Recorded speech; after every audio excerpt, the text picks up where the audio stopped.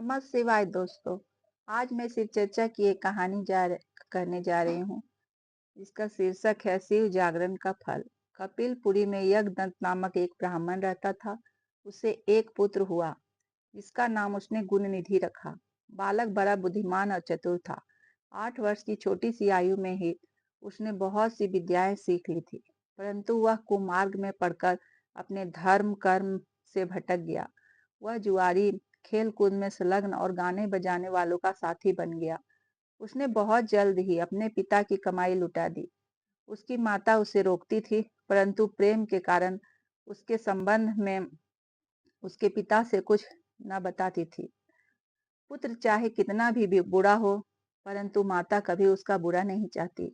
यज्ञदंत जब कभी भी घर आकर अपनी पत्नी से गुणनिधि के बारे में पूछता कि इस समय गुणनिधि कहाँ है, तो वह सदा झूठ बोल देती थी और कह देती थी घर से बाहर गया हुआ है, या तो वह कहीं स्नान आदि कर रहा होगा या देव मंदिर में बैठकर भगवान का पूजन कर रहा होगा। असली भेद न जानते हुए उसने गृह सूत्र के अनुसार गुणनिधि का विवाह भी करा दिया।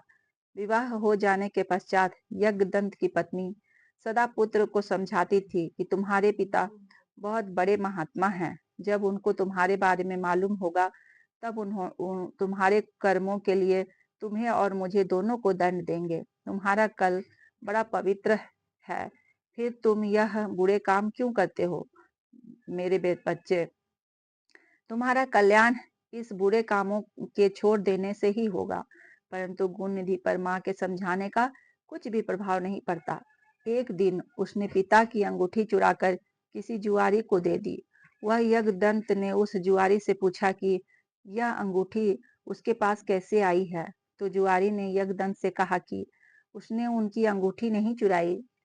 यज्ञदंत ने जुआरी की बात सुनकर कहा, सुनो लल्ला, यह अंगूठी मेरी है और मुझे राजा के यहाँ मिली है। तुम झूठ बोलकर इसे अपनी ना बनाओ, परंतु यह बताओ कि यह अंगूठी तुम्हारे पास कैसे आई है। यज्ञदंत की बात सुनकर जुआरी को क्रोध आ गया। उसने गरज कर कहा, जो सच सुनना चाहते हो तो ध्यान पूर्वक सुनो। यह अंगूठी तुम्हारे पुत्र गुणनिधि ने मेरे पास जुए में हारी है। उसने यह अंगूठी नहीं जुए में हारी, बल्कि आज तक जुए में बहुत से साधन चुराकर हारा है। आप जितने ही सज्जन साधु महात्मा हैं, आपका पुत्र उतना ही बदमाश है। आप इतने बड़े विद्वान होते हुए भी आज तक अपने पुत्र की करतूतों को नहीं जान सके। जुआरी की बात सुनकर यज्ञदंत मारे लज्जा के बुरा हाल हो गया।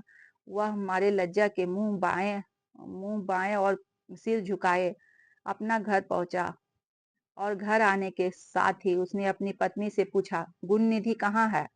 वह अंगूठी कहाँ है जो कि उस दिन तूने उबरता करते मेरे हाथ से ले ली थी। यज्ञदंत की बात सुनकर उसकी पत्नी ने उत्तर दिया, वह अंगूठी मैंने यहीं कहीं रख दी थी। अब मुझे याद नहीं आ रही है कि मैंने कहाँ रखी है। स्त्री की बात सुनकर यज्ञदंत ने कहा, तुम झूठी हो। जब कभी मैंने तुमसे गुणनिधि के बारे में पूछा, तुमने मुझे बता बात बनाकर टालने की कोशिश की। अच्छा, तुम अंगूठी की बात जाने दो और मुझे बताओ कि घर का अन्य बहुमूल्य सामान कहाँ है। ना जाने मेरे किन पापों के कारण मेरे यहाँ ऐसे पुत्र उत्पन्न हुआ है। फिर जब उसने घर का दूसरा कीमती सामान देखा तो मालूम हुआ कि सभी बहुमूल्य वस्तु गायब थी। तब यज्ञदंत ने हाथ में जल लेकर पत्नी और पुत्र को तिलांजना दे दी और एक ब्राह्मण की कन्या से अपना दूसरा विवाह भी कर लिया। जब गुणनिधि को मालूम हुआ कि उसके पिता की समझ में उनका सारा भेद खुल गया है और उसकी माँ को तिलांजलि दे दी है, तब उसको बड़ा दुख हुआ। वह अपनी करनी पर पछताने लगा। वह भूखा प्यासा एक शिव मंदिर में पास आकर बैठ गया। उस दिन शिवरात्रि का व्रत था। दोनों ने शिव का पूजन किया, फिर तरह तरह के पकवान तथा खाद्य सामग्री शिव जी पर चढ़ाई। जब लोग भगवान का पूजन आदि करके मंदिर में सो गए, तो गुणनिधि ने मंदिर के भीतर प्रवेश किया और खाने पीने का सामान उठाकर बाहर की ओर भागा। मगर चलते चलते उसके पैर एक सोते हुए शिव भक्त से टकरा गया। फिर क्या था? उस भक्त ने चोर चोर का शब्द सुनकर सभी लोग जाग उठे और दौड़ते हुए गुण निधि का पीछा किया। बहुत से नागरिक भी उन भक्तों के साथ मिल गए। अंत में उन लोगों ने दौड़ते हुए गुण निधि को पकड़ लिया और सबने मिलकर उसको ऐसा मारा कि वह मर गया। उसके मरने के साथ ही यमदूत ने आकर उसे घेर लिया और निर्दयता पूर्वक उसे मारने लगे। उधर भगवान सदाशिव ने अपने गणों से कहा, गुणनिधि बड़ा पापी, दुराचारी और कुकर्मी है। फिर भी उसने शिवरात्रि का व्रत रखकर जागरण किया, हमारे पूजन को देखा है, हमारे दर्शन किए हैं। दीपक से लिंग के शरीर पर गिरती हुई छाया को उसने निवारण किया है। रात्रि में अपना वस्त्र फाड़कर उसने बत्ती डाली है। प्रसंग बस इसने हमारे गुणों का आश्रवण किया है तथा ऐसे ही और धर्म कार्य किए हैं। अतः वह हमारे लोक को आएगा। इसके पश्चात वह कलिंग देश का राजा होगा। तुम लोग वहां जाकर गुण निधि को यमदूतों के बंधन से मुक्त करो, क्योंकि हमने उसे अपना लिया है। अतएव भगवान श्री सदाशिव की आज्ञा पाकर विमान पर बैठकर शूलधारी उसके प्रासद की घटना स्थल पर पहुंचे और बोले, यमराज के गणों, तुम अब इस परम धर्मात्मा ब्राह्मण को छोड़ दो, क्योंकि अब इसने कोई पाप शेष नहीं रहा। यमदूतों ने भगवान श्री सदाशिव पार्षदों से कहा, यूं तो आपकी आज्ञा हमारे लिए सिर माथे पर है, मगर यह तो दुष्ट महापापी कुकर्मी मांस और मदिरा का प्रयोग करने वाला है, पर स्त्री और वेश्यागामी माता पिता की आज्ञा ना मानने वाला चोर और जुआरी है। हम लोग इसीलिए इसको ले जा रहे हैं। यमदूतों की बात सुनकर शिव के पार्षद ने कहा, तुम मूर्ख हो, यह ब्राह्मण पापी नहीं है।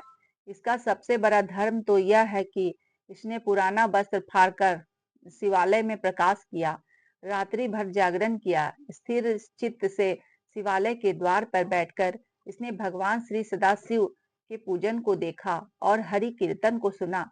इसीलिए भगवान श्री सदाशिव की इच्छा अनुसार यह राजा बनाया जाएगा। और इस प्रकार कहने के पश्चात भगवान श्री सदाशिव के पार्षद गुण निधि को अपने साथ ले गए। यमदूतों से मुक्ति पाकर गुण निधि भगवान श्री सदाशिव के पार्षद के साथ विमान पर चढ़कर शिवलोक को गया। यमदूतों ने जाकर सारा वृतांत यमराज से कहा, जिसे सुनकर यमराज ने कहा, जो व्यक्ति भस्म रमाए हुए हो, रुद्राक्ष की माला धारण किए हुए हो, शिवलिंग का पूजन करता हो, श्री सदाशिव के गुणों का गान करता हो, छल से ही सही उसके पास बिल्कुल ना जाओ। यमराज ने भगवान श्री सदाशिव को प्रणाम करके कहा, आप इस अनजाने दोष को क्षमा कर दे। इस प्रकार यह कहानी यहीं समाप्त होती है। धन्यवाद।